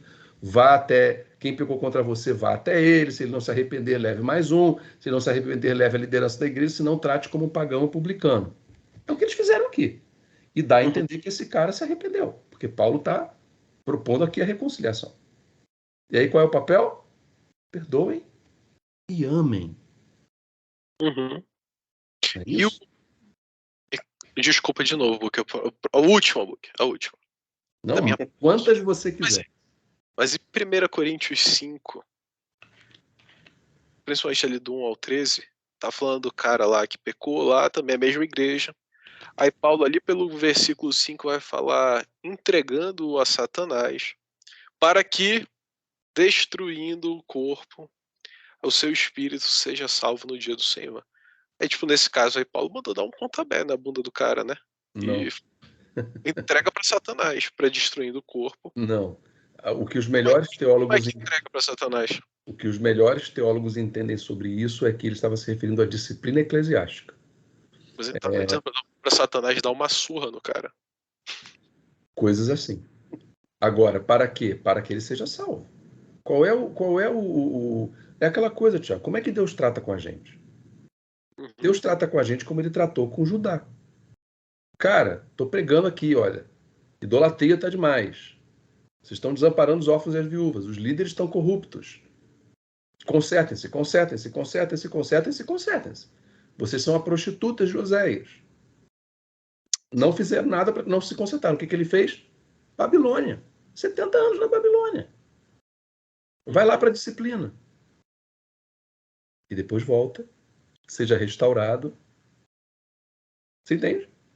Então a proposta de Deus não nos propõe uma vida isenta de confrontos e dores e sofrimentos para que nos consertemos. Uhum. Olha só, Paulo vai lá, eu vou te pegar aqui, Paulo, vou te levar lá para uma região celestial que é um negócio que ninguém nem tem ideia do que é. E Paulo volta. Deus gosta tanto de Paulo que, ó, espinho na carne. Uhum. Pai, tira esse espinho. Não. Pai, tira esse espinho. Não. Pai, tira esse espinho. Não.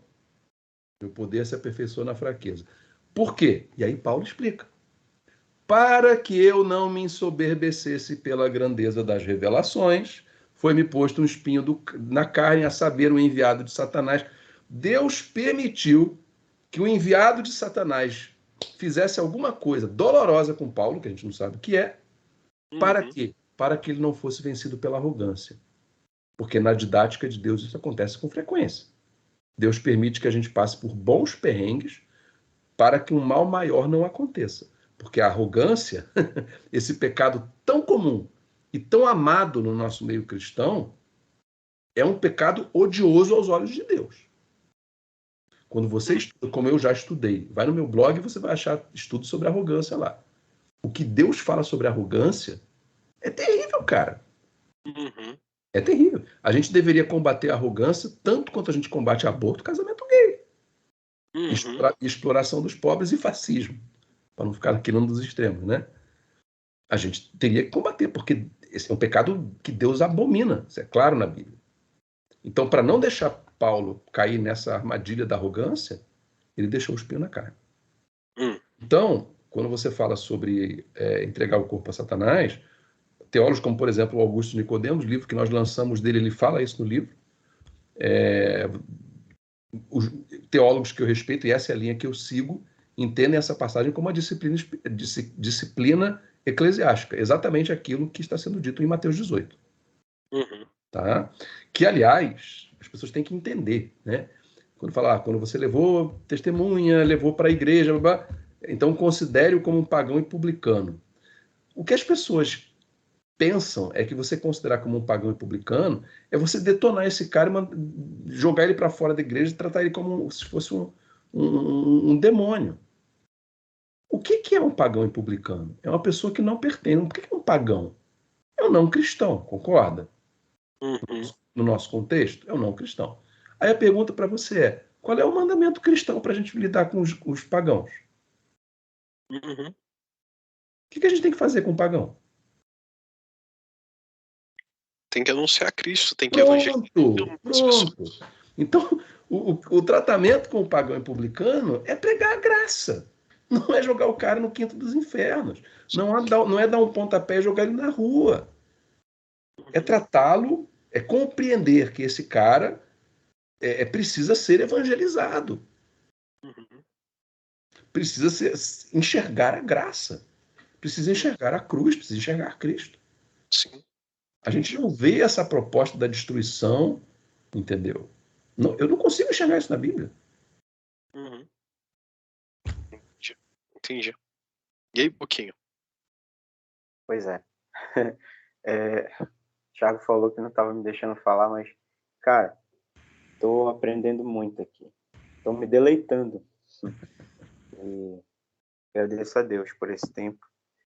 Eu estou fazendo várias reflexões aqui, pensando, lembrando de algumas coisas que geralmente eu converso com o Thiago, com a minha esposa e com alguns amigos próximos, a maioria deles fazem parte da minha igreja, e constatando algumas coisas, né, revisitando, e assim, não é uma pergunta, mas é parte daquilo que eu fiquei pensando enquanto vocês estavam conversando, essa questão da agressividade nas redes sociais, a forma como os cristãos elegem pautas específicas e fazem vista grossa para outras questões, o comportamento público, político da atualidade, tal, tudo isso.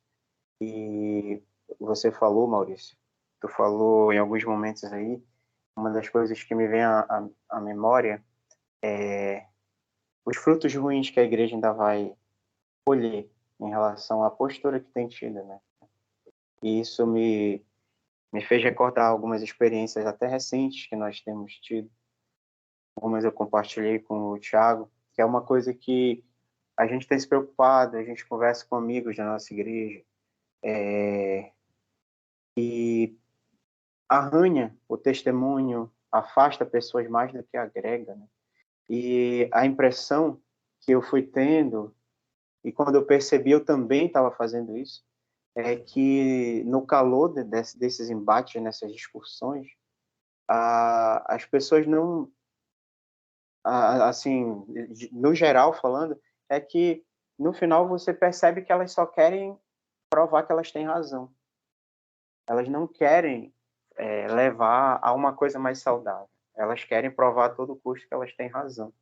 E uma das discussões que eu cheguei a ter no passado com uma das pessoas bem próximas de mim, quando eu percebi, eu estava fazendo isso.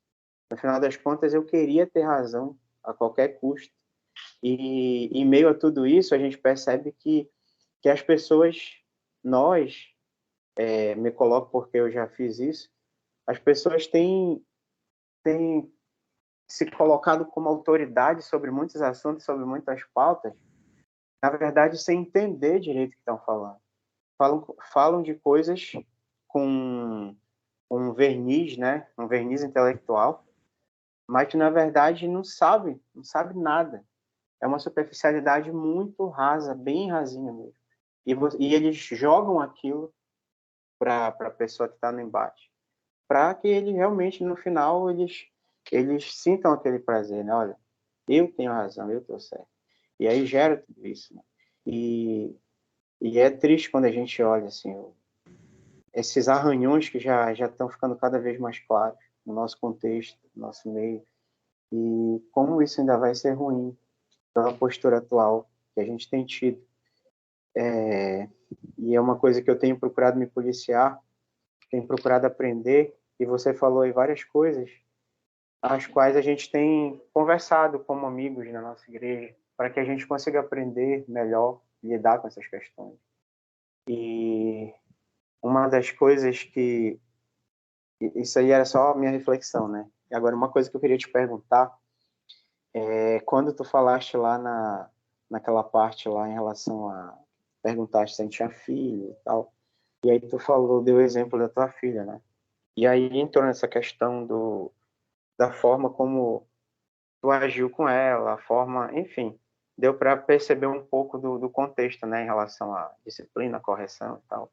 E aí me veio à mente, é uma dúvida assim mesmo, assim, bem sincera, é algo que eu tenho pensado com a minha esposa, a Thalita, nessa nova fase da vida em que a gente tem aprendido, né, com o nosso filho, que é tão pequeno, como lidar com essa questão. E aí, queria saber de ti também, né, o que é que tu pensas em relação a essa questão da disciplina, a disciplina física, né? A vara, como é falado nas escrituras, que é defendido por tantos autores. A impressão que a gente tem em alguns autores, aí eu já estou falando mais em relação a livros mesmo, né? A impressão que dá é que alguns, eles dão ênfase a algumas questões que são experiências, só que eles colocam de uma forma como se elas fossem verdades assim, absolutas. É uma impressão que a gente tem. A gente tem tentado entender isso para que a gente consiga lidar com o nosso filho com sabedoria, e é uma coisa que a gente não tem tão fechada. E a gente tem tentado entender. Por isso que eu jogo isso para ti, essa pergunta. O que tu poderias dizer Tá. em relação a isso? Bom, eu fui uma criança que eu apanhei muito do meu pai. Meu pai, ele foi criado na roça, e quando meu avô morreu, meu pai tinha 13 anos, e ele era o irmão mais velho de 9 irmãos. Imagina, uma criança com 13 anos da roça, o que ela entendia de educação de crianças, né?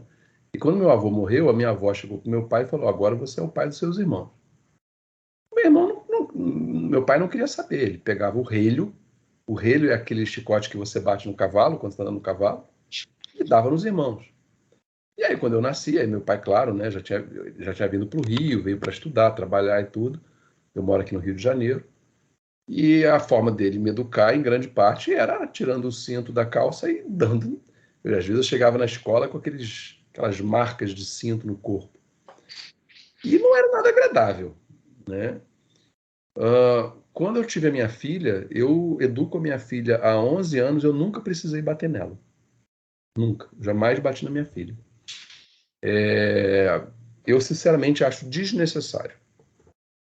Eu acho que a agressividade física na educação da criança é muito mais um problema do pai que não tem a capacidade de educar do que do filho que não consegue aprender ou obedecer. Até porque, se a pessoa chega a dar uma palmadinha, eu me lembro que, por exemplo, quando eu tinha cachorro, o cara que me ensinou a treinar cachorro me ensinava: você pega um rolo de jornal, você faz um rolo e você bate nele, que aquilo não dói nada, mas aquilo faz barulho e aquilo assusta o cachorro, né? Então, a intenção não é machucar.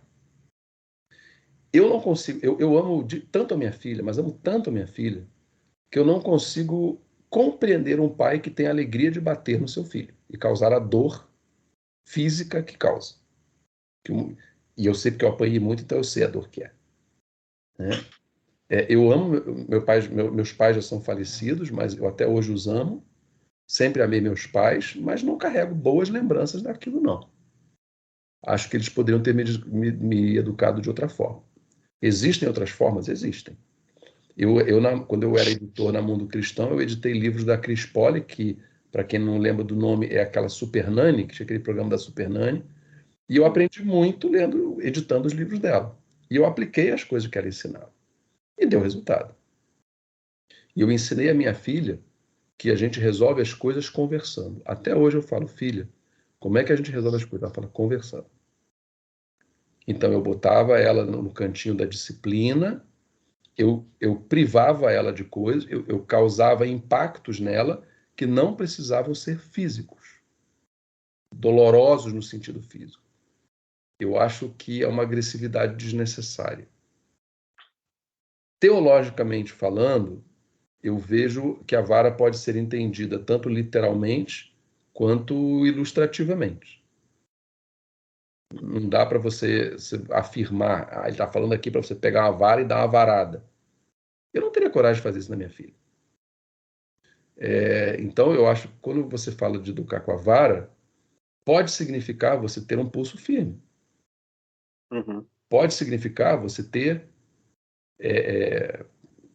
sei lá, firmeza e ênfase na educação do seu filho, alguma coisa assim. É como eu, por exemplo, trouxe esse ensinamento para a minha vida. E nunca precisei bater na minha filha para educar. Nunca, jamais.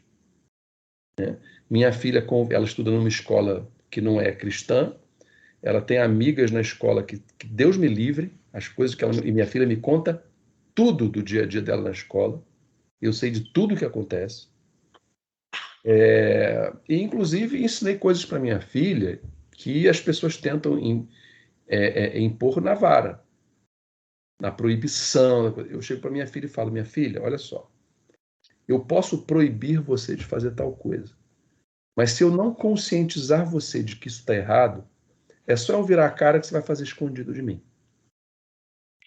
Eu sei porque eu fui assim, né? Eu lembro que uma vez, eu me converti muito tarde, eu me converti com 24 anos, né? Então eu me lembro que eu tive uma namorada quando eu tinha uns 18 anos de idade, que o pai dela era bravo e tal, tinha hora para chegar em casa, só podia ver no fim de semana, e ela falava: tchau, pai, tô indo para a faculdade. E chegava na esquina e ia encontrar comigo, a gente saía para namorar. O que adiantava o pai dela ser bravo, gritar com ela, impor. Ela não estava conscientizada de que ela tinha que fazer aquilo, então ela desobedecia. E chegava em casa com um sorriso: ah, papai, cheguei da faculdade.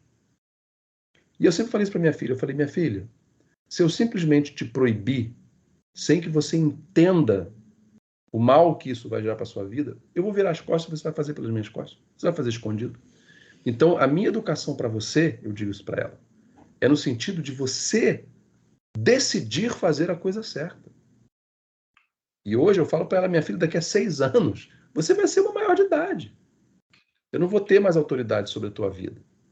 Então eu tenho ainda 6 anos pela frente para te instruir, te educar, te transmitir conhecimentos e valores para que você decida fazer a coisa certa. Entende, Buck? Então, assim, eu particularmente, teologicamente, eu acho que há até margem para você dizer sim, que você pode usar de força física na educação do filho, mas aí eu acho que esse versículo não existe sozinho na Bíblia. Aí você tem o amor, você tem a graça, você tem o desejo de ver o bem, sabe? Então eu não sou fã da violência contra a criança, não. Eu acho que é possível educar, e eu vejo isso na minha vida, na minha família. É sim possível você educar. Eu acho que muitas vezes, Buki, é mais fácil você dar a vara. É mais fácil você bater, porque aí a criança cala a boca, ela não quer apanhar mais. O que dá mais trabalho, o que é mais difícil, é o diálogo, é o ensino, é o cantinho da disciplina. É você chegar no final do cantinho da disciplina e falar: agora vem cá, filha, sabe o que você errou? E assim por diante. Uhum. Legal. E é interessante, né? De fato, a gente tem que ir fazendo esse encadeamento, né? Com todos esses outros elementos, né? O amor, a graça. E quando a gente vai pensar em vários temas, várias questões teológicas, para que cheguem a determinadas conclusões, você tem um caminho vasto, né? De estudo, de contexto e tal. Você vai em vários lugares da Bíblia, faz uma busca muito ampla. E quando se fala nessa parte, não é tão amplo, né? Quanto outros assuntos, em relação a números de versículo, por exemplo. E assim, quando a gente sempre fica conversando sobre isso, né? E a nossa dúvida é para tentar mesmo fazer da melhor forma. Né? E não cair no erro de se irar da forma assim, mais absurda e até provocar um trauma no nosso filho, né? A sugestão que eu dou, assim, existe uma diferença entre a base bíblica e o princípio bíblico. Uhum. É aquela coisa, por exemplo, aquela velha discussão, você que era, não sei se o termo é esse, monitor de acampamento do Palavra da Vida, né? Era Conselheiro. conselheiro, pronto. Conselheiro. Você já deve ter lidado muito com isso. Aquele jovem que chega e fala a questão da masturbação, né? Eu não tenho base bíblica para dizer que masturbação é pecado, porque em nenhum versículo da Bíblia está dizendo não se masturbarás. Agora, eu tenho um princípio bíblico determinado por um conjunto de uma série de outras passagens que formam uma base que falam sobre em que contexto a sexualidade tem que ser vivida e de que maneira. Então, qual é o princípio bíblico por trás da educação do filho? Né? O que isso me leva de que maneira isso me leva a agir com minha filha? Então eu entendo que eu tenho que agir com a minha filha assim como eu gostaria que Deus agisse comigo, assim como eu gostaria que meu pai tivesse agido comigo. Eu não gostaria que meu pai tivesse me batido. Eu entendo, eu compreendo meu pai. Eu compreendo o contexto em que ele foi criado, mas eu não gostei. Eu não acho que se de repente ele não tivesse gastado mais tempo, porque meu pai era uma pessoa de pouco diálogo. Meu pai era um cara muito calado. Então, se ele tivesse, talvez, tido a oportunidade de conversar mais comigo, ele teria me educado de uma outra maneira, sem eu precisar passar por um sofrimento. Porque é aquela coisa. Qual de nós... Vamos lá, olha aqui o princípio. Né? Você sabe que eu fui a Singapura, eu fui falar num congresso em Singapura, fui fazer uma palestra lá. Você sabia que em Singapura, se você picha um muro, você vai tomar chibatadas? Sabia disso? Não sabia. A lei de Singapura diz que se você picha um muro, a lei está aprovado lá em parlamento, não sei o quê, você vai tomar chibatadas. Porque estava morto essa hora. O que você acha disso? Você acha que isso é humano? Isso é correto? Isso é a melhor maneira de você lidar com o infrator? Então, se eu não posso desejar isso para uma pessoa, se eu acho que dar varada numa pessoa, num adulto, é um tratamento bárbaro para ele aprender a fazer a coisa certa, quanto mais numa criança. Você entende? Aí você tem que levar o princípio para a coisa. Eu não sou a favor que qualquer adulto apanhe de vara. Por que eu vou ter que ser favorável que uma criança apanhe de vara?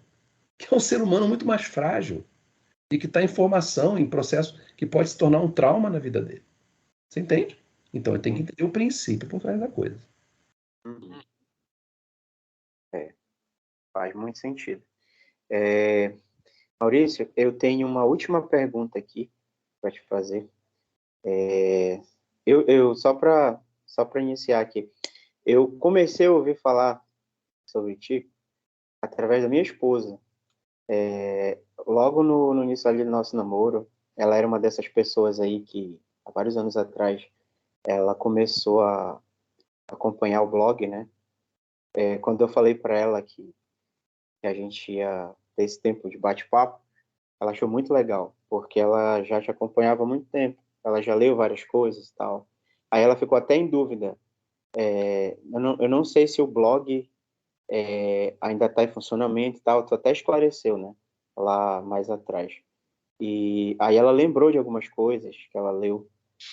Ela acha que tem uns 10 anos aí. Uhum. E ali no livro Confiança Inabalável, tu escreveste algumas coisas, né? E aí parece que tinha lá no blog também. Mas ela sintetizou algumas coisas aqui. E eu vou só tentar fazer uma pergunta aqui mais curta. Em relação a amar e decisão, né? Dentro do contexto do casamento. Amar é decisão? Ou melhor, ajustando melhor a pergunta, ou amar é decisão ou sentimento? Baseado no que ela viu nesse tempo e tal, ela formulou a questão aí. Isso é uma coisa que está, inclusive, num livro meu que a Mundo Cristão lançou, chamado Perdão Total no Casamento. O que eu penso é o seguinte, eu não acredito que o amar seja uma coisa só. É mais uma dessas questões que o rótulo atrapalha. Né? A gente vem de uma época hiper emocional, hiper romantizada, e aí o movimento do pêndulo. Qual foi a reação da igreja? Vamos racionalizar o amor. Então, amar é decidir. Só que amar não é só decisão, gente. Né? Primeiro que a gente tem que entender de que amor a gente está falando. É amor por um pai, por uma mãe, por um filho, por uma namorada, por um cônjuge. Você falou do cônjuge, né? Então, eu vou considerar esse contexto do cônjuge. O amor conjugal, eu entendo ele como sendo um tripé. Que se você remove, imagina um banco com 3 pernas, se você remove qualquer perna, ele cai no chão. Ele quebra. Eu entendo que o amor ele é composto de 3 elementos. Primeiro, a razão. E aí sim, o amor é uma decisão. É um elemento racional. Né? Eu decido me casar com uma mulher porque racionalmente ela comporta todas as qualidades, as características, etc., do que eu quero ter numa mulher. Então, por exemplo, você escolher casar com uma mulher cristã e não com uma muçulmana é uma decisão racional. Então, é o elemento racional do amor. Mas amor também é emoção. Seria hipocrisia de qualquer um de nós dizer que a gente se casou com uma pessoa, que a gente quer se casar com uma pessoa que o nosso coração não acelera. Isso é hipócrita a gente dizer isso, né? Nós não vivemos mais na época do casamento arranjado, né? Que na época do casamento arranjado, como o cara não sentia nada pela mulher, a mulher não sentia nada pelo cara, eles estavam ali, mas todo mundo vivia pulando a cerca, porque quando o coração batia mais forte, a pessoa ia atrás do seu interesse romântico. Então, sim, o amor também é uma emoção. E a terceira perna do tripé é a ação. Amor também é ação, quando ninguém fala. Né? Se eu chego para você, Book, e falo para você, Book, eu te amo, e te dou um tapa na cara, eu te amo ou não te amo? O que você acha? Mas, Parece que não, né? Então, a minha ação demonstra o meu amor. A minha gata aqui, às vezes, faz o meu pratinho, faz o meu café, traz um cafezinho para mim, traz coisinhas bobas. Assim como eu procuro lavar um prato. Atitudes. Atitudes que compõem o amor. Você imagina que a sua esposa chegasse em casa, desse as costas para você, fosse ver televisão, largasse você para lá, não te fizesse um carinho. Que amor é esse? Então eu entendo que o amor romântico, o amor conjugal, ele tem que ter esse tripé. Né? Dizer que o amor é uma decisão é um perigo. Um perigo. Eu vi muito isso na igreja, vocês já devem ter visto. Não, eu vou casar com ela porque ela tem um ministério que completa o meu. Eu prego, ela canta, ótimo. essa é clássica. Então, assim, esse casamento está fadado ao adultério ou ao divórcio. Porque não se sustenta. Você tem que ter o carinho, você tem que ter o arrepio, isso faz parte. Né? Então, o amor, eu entendo ele como sendo esse tripé. Ele é sim razão, decisão, ele é sim emoção, sentimento, e ele é sim ação. Se a pessoa com quem você está namorando não atender esses 3 requisitos, pula fora. Pula fora. É o que eu penso. É meio cultural isso, né? A gente cresce, né, nas igrejas, nossas igrejas, assim, se dissemina muito essa questão, né? Eu cresci ouvindo isso. E aquela questão, assim, que acaba tendo que muitos cristãos, eles se casam sem amar, né? Em relação aos sentimentos. Exatamente. E porque tem essa ideia de que o amor vai ser construído. Mas aí, dentro disso aí, que a gente está conversando, eles acabam se frustrando. Não, e vão ser tremendamente infelizes. A gente vê isso em gabinete pastoral o tempo inteiro. Né? Se pessoas que se amam de uma forma completa já têm uma série de problemas, imagina alguém que tem uma perna a menos ou 2 pernas a menos no tripé. Cara, ainda tem muito casamento arranjado hoje dentro das igrejas, cara. Sim. Isso é um problema grave, sabe? Casamento arranjado por pastor, cara. Agora, é uma coisa seguinte. Aí eu respondi especificamente o amor conjugal. Sim. Agora, por exemplo, quando você fala do amor pelos inimigos, aí eu te garanto que é diferente. Aí é um componente de decisão fundamental. Né? A decisão é o pilar desse amor. Porque é aquela coisa, o cara estuprou a tua filha. Que sentimento você tem por esse cara? Rapaz, Então, se eu for falar. pois é. Então, o seu amor por ele, que tem que haver, assim como o perdão tem que haver, perdão não é opcional, perdão é mandamento. As pessoas não sabem, não entendem isso, né? Jesus foi muito claro e ele disse isso em várias passagens dos evangelhos, que aquele que não perdoa quem o feriu não será perdoado por Deus dos seus pecados. Então, perdão é um mandamento, não é opcional. E amar um inimigo, amar um cara que matou, eu já tive coisa assim, porque eu escrevi 3 livros sobre perdão, né? Já fiz muita palestra, muita pregação sobre esse assunto, que me pedem para falar sobre isso. Eu já tendo descido do púlpito e vi uma senhora chorando, falando, olha, o cara matou meu filho, como é que eu vou perdoar ele? Você entendeu? Então, assim, esse amor, ele tem um componente de decisão que é racional. É de eu compreender o que é o evangelho, de eu compreender qual é a vontade de Deus e eu botar isso em prática. E o que significa eu amar? Eu encher esse cara de beijinho? Não. É eu primeiro, é você querer o bem dessa pessoa. É você perdoar essa pessoa. É você orar pelo bem dela. É a oração menos feita no nosso meio, Book. Volta até o exemplo que tu deste lá atrás, quando tu citou o Martin Luther King, né? É isso. Cara, fantástico. Como ele dava exemplos práticos de questões assim. É isso aí. É isso aí. Maurício, muito bom, cara, o nosso papo. Muito bom mesmo. Eu poderia ainda ficar aqui conversando sobre muita coisa, mas assim, a gente olhei aqui a hora, a gente está se estendendo e que legal a gente conseguiu entrar em alguns assuntos muito pertinentes, muito interessantes. A gente pôde ouvir muita coisa legal de ti. E a gente agradece muito, né, a tua disponibilidade. É um prazer muito grande te conhecer mais um irmão, né, da nossa família cristã. E uma das coisas que eu fiquei pensando também, bem rapidinho, é que a gente leva como ensinamento, eu particularmente, desse bate-papo, é que a gente faça também o exercício, voltando lá atrás ainda, né? Procure se esforçar mais no exercício de ter mais equilíbrio com as pautas que nós elegemos como cristãos, porque é algo que, repito mais uma vez, algo que eu sempre converso particularmente com o Thiago, e as igrejas cometem muito esse erro, e eu considero um erro gravíssimo. A gente elege determinadas pautas, como agora, né? Tu citaste a questão da passagem da história, né? O que está acontecendo no momento, e outras coisas que são tão relevantes e em muitos momentos mais urgentes, mais sérias do que essas pautas que são eleitas no momento, os líderes, pastores, membros, enfim, acabam fazendo vista grossa.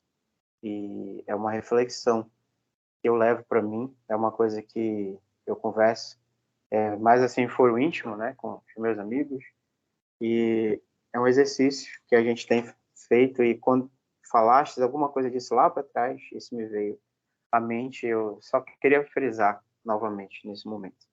E eu não sei se o Thiago ainda vai querer falar mais alguma coisa, mas a gente está chegando, já caminhamos agora para o nosso final, né? E continuando os nossos agradecimentos, eu vou passar a palavra para te fazer aí os teus finalmente também, e o Thiago, que ele quiser falar, e aí a gente vai se encaminhando para o nosso final, beleza? Então a Beleza. palavra eu devolvo para você. Não, deixa o Thiago falar. Tem mais alguma coisa, Thiago? Não, pode falar e depois eu entro aí. Não, é isso, gente. Eu quero agradecer a vocês pelo convite. Foi muito legal bater papo com vocês. E convidar aqueles que estão ouvindo a gente, assim, lembrar que o evangelho não é fácil. Jesus disse: se alguém quiser vir após mim, negue-se a si mesmo. Nós nascemos profundamente apaixonados por nós mesmos. Negar-se a si mesmo é uma das coisas mais difíceis que tem. E ele manda ainda além: negue-se a si mesmo, tome a sua cruz e siga-me. E ele diz, em outra passagem, diz: tome diariamente a sua cruz e siga. Então, a gente tem que entender que a palavra do Evangelho ela é dura. E ela é dura por quê? Porque ela confronta o que a gente quer que seja. Só que eu não posso fazer o Evangelho do meu jeito. Não é o Evangelho segundo Maurício, é o Evangelho de Jesus Cristo. Então, se eu sigo um evangelho da violência, do ódio, da agressividade, do que for, da permissividade, do que qualquer coisa que destoe o evangelho, eu me torno um falso mestre. Eu me torno esse que a gente falou agora há pouco, achando que estou defendendo a sã doutrina.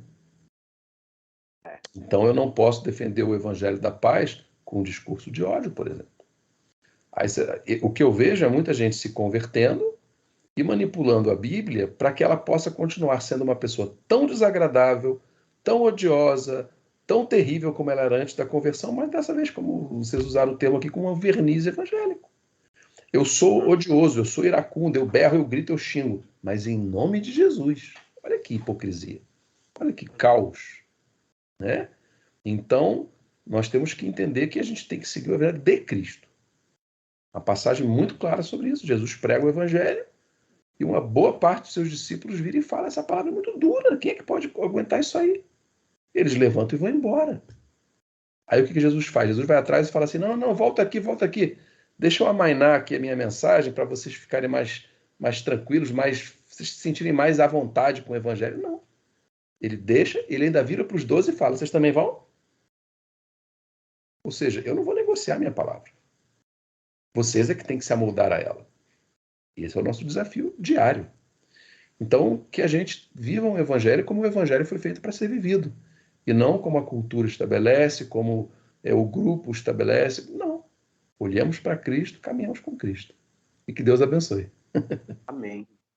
Maurício, muito obrigado pela conversa, pela nossa. Foi curto até, pro tanto de assunto que dava para ser, pro tanto mais que dava para desenvolver.